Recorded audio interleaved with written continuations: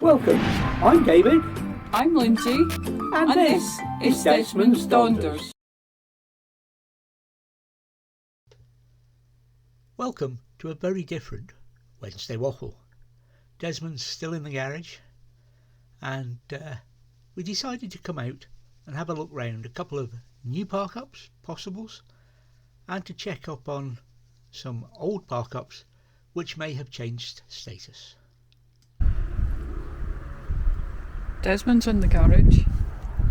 I'm not sure when we're getting him back.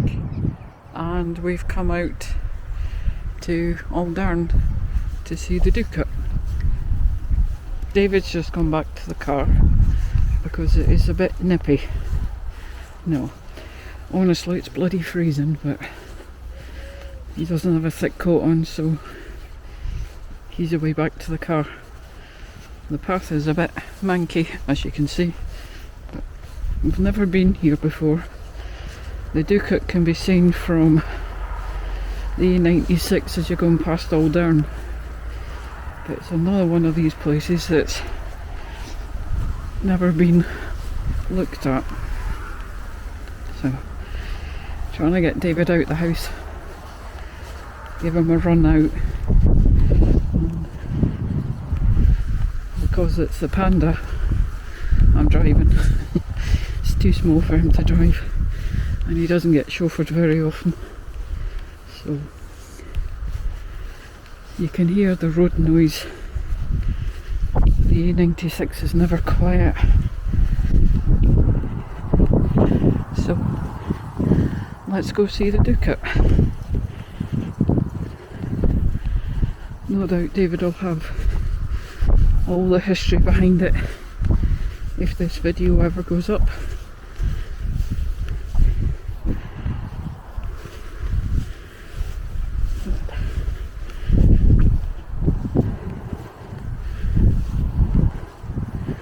At least it's dry. Yeah. How's that for a view?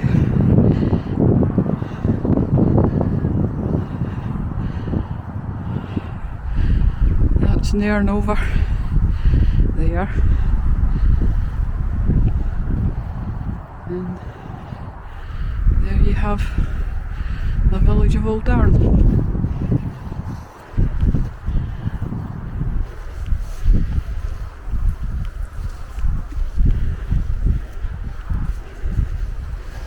And it's the 5th of February, Sunday.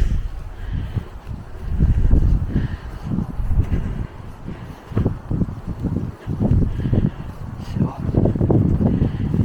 as I said, it's a bit nippy.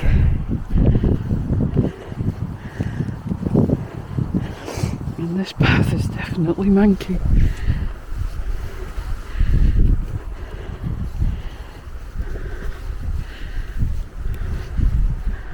Okay, now where do we go? Alright, this way.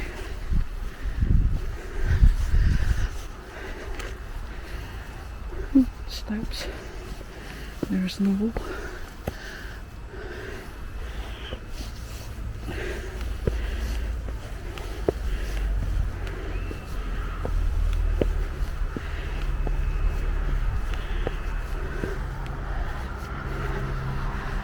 And there's the Ducat. Not as impressive as the one at Finlater, but there is a house across the A96 from here called Both Lodge, which I assume, possibly wrongly, that this belongs to. The door's locked, so you can't see in, and we'll go over here and see what we can see.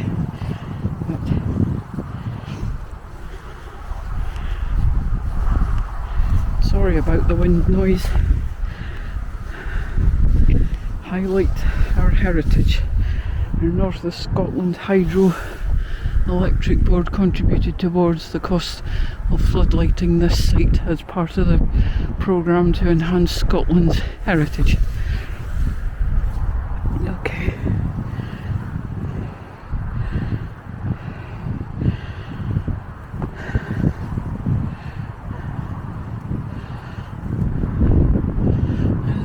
wintry, watery sun. And there's the Ducat.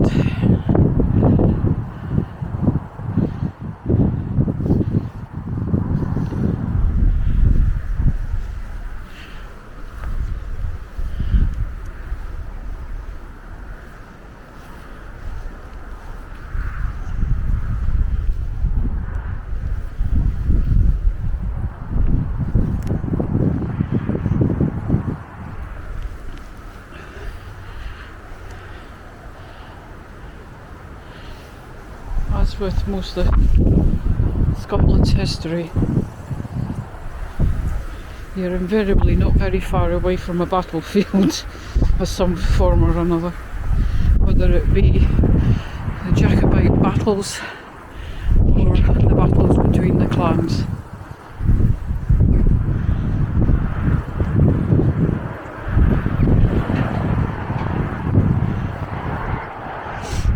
Most of our history seems to be on bloodshed, and there in the distance, you can zoom in, if you'll see it, is both Lodge House.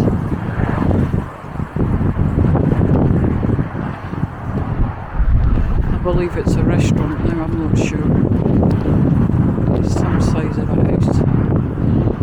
I was in it once a very long time ago, and I got in the library. I would have quite happily spent a couple of decades in that library trying to go through all the books, but I think it was one of those libraries that they put the books by the yard to fill the libraries to make them look educated,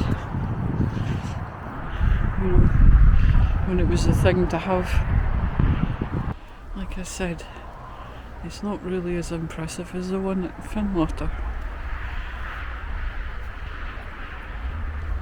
I wonder if that's going to be a new thing with us. We do tend to go around castles and lighthouses. Now we're adding ducats to it as well.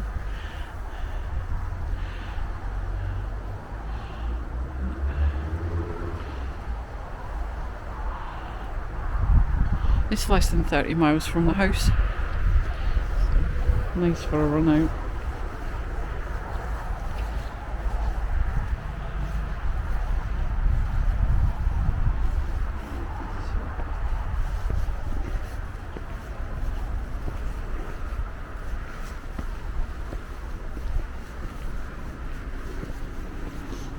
I should have put my gloves on. Hands are cold.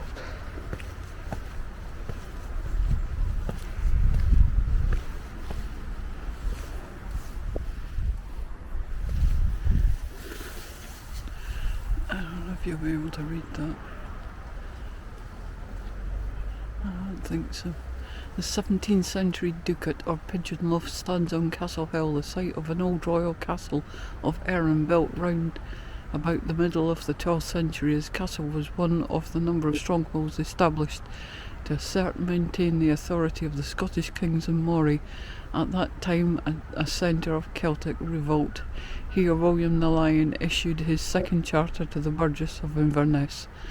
In the 1180s the castle was betrayed and then probably destroyed by its constable Gilcombe of Maderty to the forces of Donald MacMillan, a claimant to the throne. The Marquis of Montrose raised the royal standard here before the Battle of Aldern, the 9th of May 1645, in which his army defeated the Covenant forces. There is an explanation of the battle plan at the viewpoint. Castle Hill and the Ducat were presented to the National Trust for Scotland in 1947 by Brigadier James Muirhead of Borth. Yeah. Told you. So the Scots were good for battles and betrayals and twists and turns and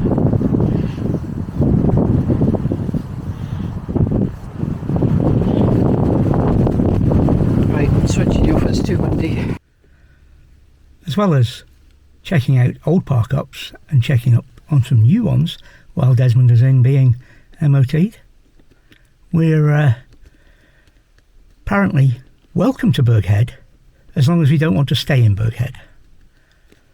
But we'll see how that goes.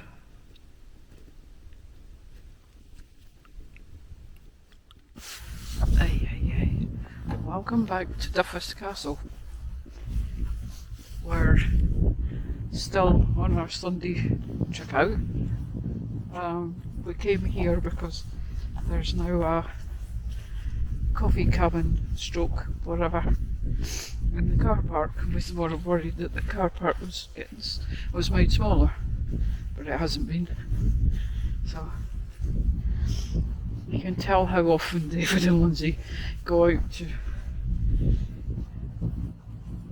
buy cups of tea and cake and things.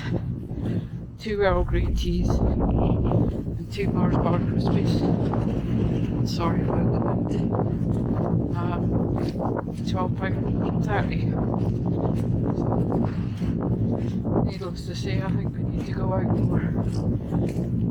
When we're in Desmond, we tend to make tea and coffee, tea in the van, buy cakes in the local shops, which obviously isn't going to be as expensive as those two are. Don't get me wrong, it was lovely, but it's a hell of a lot of money for 2 small cups of tea. But it's a day out. David's in the car, he hasn't got a warm jacket with him. He's in Desmond. I've been saying that all week. Oh, I could do it on time, it's in Desmond. I could do it, oh no, it's in Desmond. My camera's in Desmond. David's camera's in Desmond. The video camera's at home. The pocket I'm using.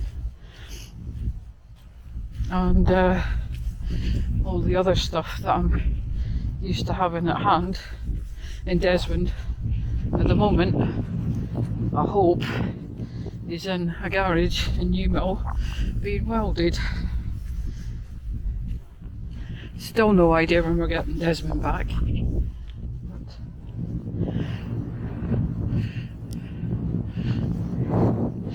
being who I am and what I am, when I spoke to the garage on Friday, he told me that he'd found somewhere that could actually do the welding.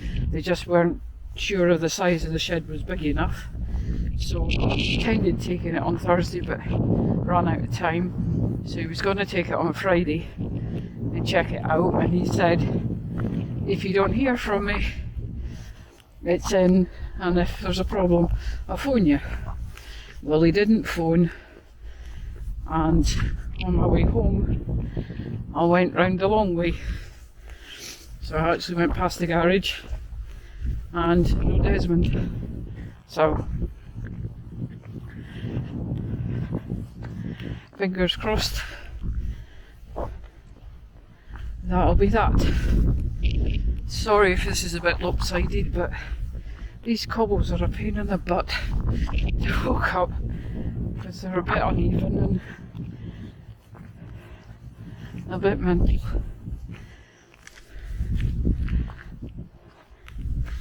So I did put my hat and my gloves in the car before we left, thinking I might need them, I might not. Sorry for the huffing and puffing. It is kind of steep. So we haven't been here in a while for 2 reasons. One of them's the coffee hut, and the other one is David can't fly his drone here because he's too close to Mossy Airfield. But seeing as the car park's still the same size, we may end up coming back. But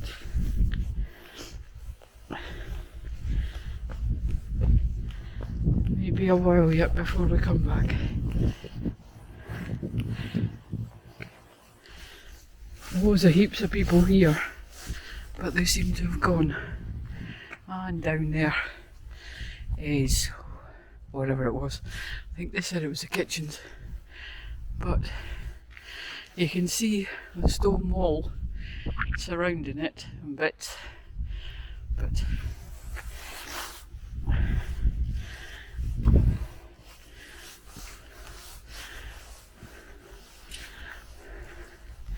and again, this isn't far from home, but we don't have to go far.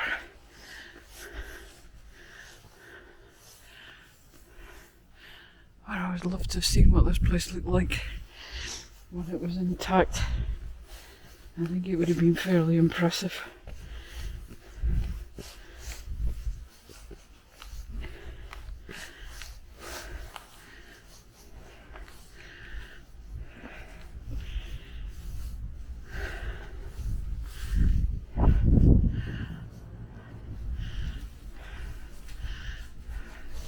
And this is the Porter's Lodge.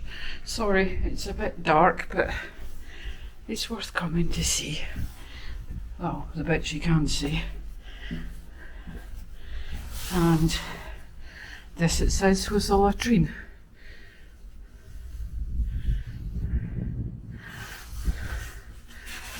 And this way,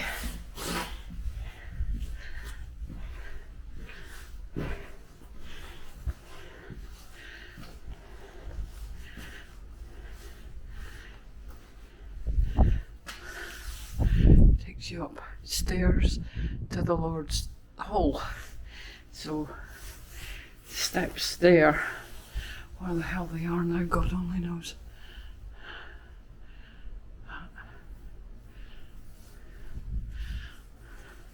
You can tell the difference in the finishing of the stones on the lower floor, on the Lord's floor, because the stones have been finished off better. And I believe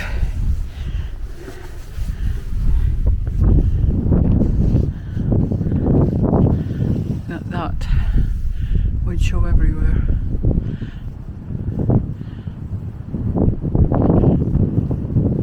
But there's a lot more new fencing on surrounding it. I think trying to keep people away from damaging the ground anymore. And the fence has been knocked down, and we've already seen kids running around, but they really shouldn't. And this is obviously when they decided it was dangerous, because part of the wall subsided and collapsed. But this is Duffus Castle.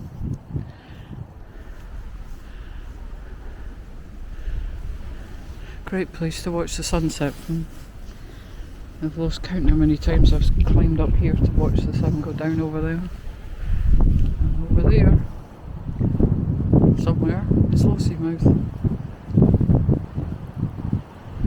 Like I said, it's kind of windy.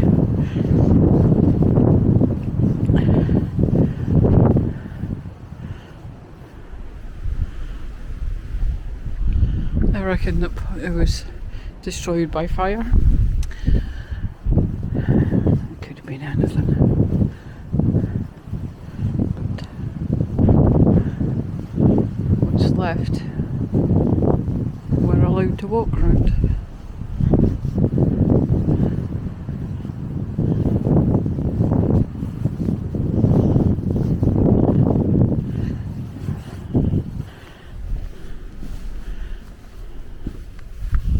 I'm not sure if what we're actually on, this hill, was man-made, or whether it was actually here before they built the castle. But obviously it's up a height, so you can see all around for if people want to attack the castle. And I know where the well is, because it's inside the bailey. So if there was a siege, they would have been easy enough to keep going.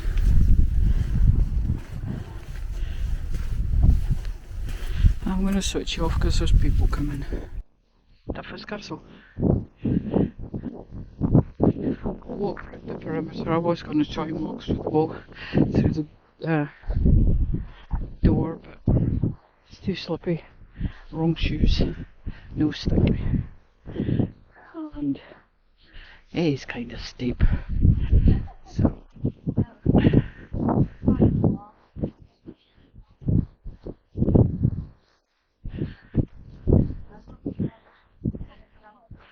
it's very popular with dog walkers here and kids, especially in the summer.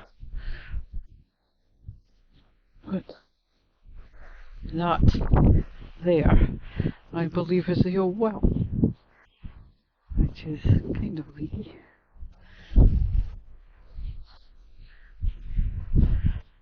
Oh, you can't see it's all steamed up. So, I'll go back down the cobbles. River, puddle, whatever. This music keeps wizards. Like I said, it's a nice walk.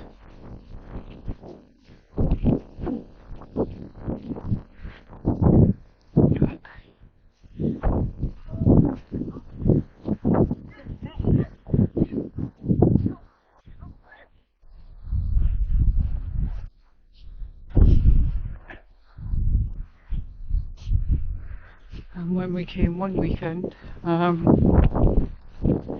was a lot of metal detectorists in that field. Obviously they were allowed. Whether they found it, I have no idea, because none of them were talking. They were too busy trying to find metal. Never mind.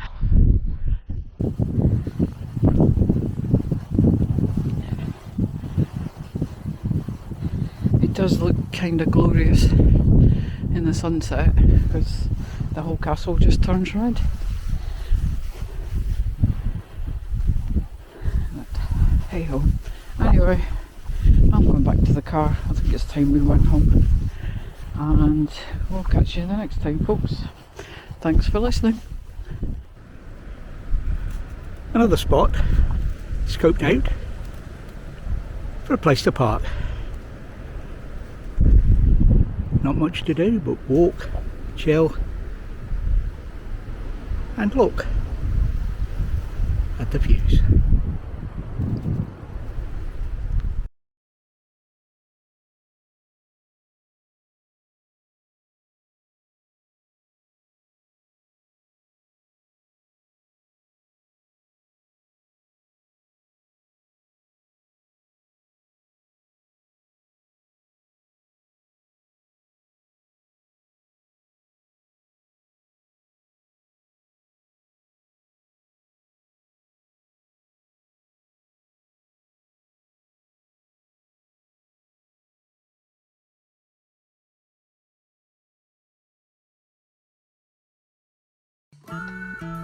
Thank you for watching Desmond's Donders. And remember, please take nothing but memories and leave nothing but tracks.